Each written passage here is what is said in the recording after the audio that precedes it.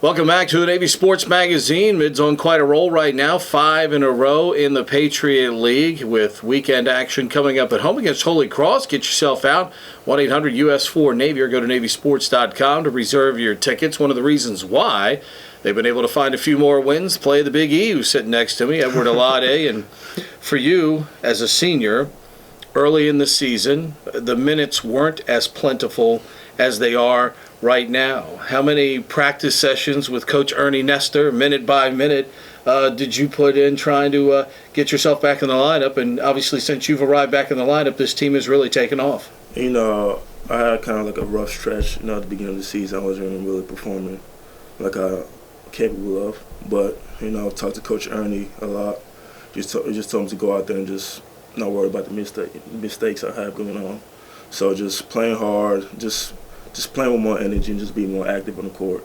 I was going to say, let's talk energy for a minute, because I know over the 4 years now, this is the most energy and enthusiasm we've seen from you. You've never been a guy that's been outward with your emotions. Is it just a case of realizing that, hey, as each game goes by, that's one less game I have left to play? Oh, absolutely. I see it a lot, at the end of the tunnel. I know what's at stake, and I also understand the team we have and what a great chance we have to make the tournament, win the Patriot League tournament. So I know I want to make every game, just as important. I know it starts by making energy plays, doing the little things, and just being more active. My teammates really, when I had a rough stretch, they had faith in me and just told me to be more active. I'm just glad if you're playing with a lot of energy, good things always going to come. Got to talk to you about the defensive end of the floor for a big man now. Yes, sir. The role has changed so much because so many big men now want to go away from the basket, and which changes the way you defend. It's easy when that guy just wants to go down there and bump with you down on the block. You can pretty much hang out in the same neighborhood. Yeah, exactly. How much different is it now that you got to go traversing all over the neighborhood in the half court there, sometimes to find the 5-man? Well, the attention to detail is really important. Like Coach D says, if I'm guarding a big man who likes to shoot, usually, my mind says to stay in the paint and try to block a shot or rebound.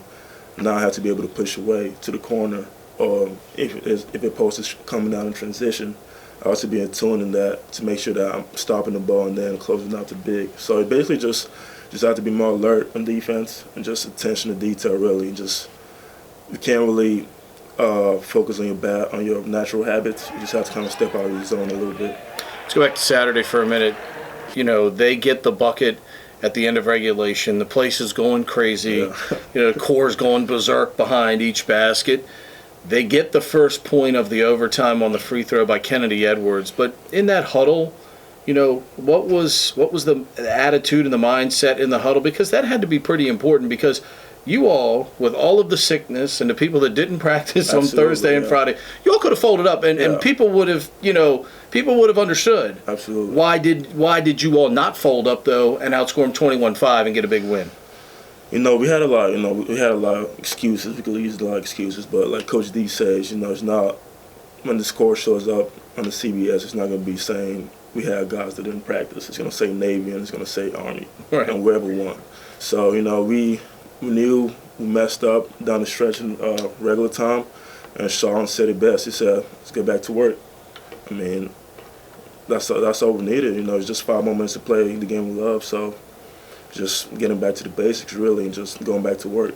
When you see guys like Sean performing the way he was, when you see Bryce Doolin flying in from all parts of the court to get rebounds, Absolutely. He ends up with 17 rebounds.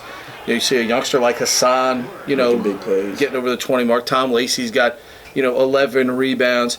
Do you all as teammates really feed off of that and know that, hey, if I give that extra effort and I give that energy, that we have a really good chance to beat our arch rival in a situation like that? Yeah, absolutely.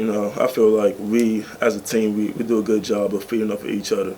If Sean sees Bryce doing really good, he gets, very excited, so he makes him play harder. If Tom usually when I comes in, he tells me I'm in the game to score, and I could do so much.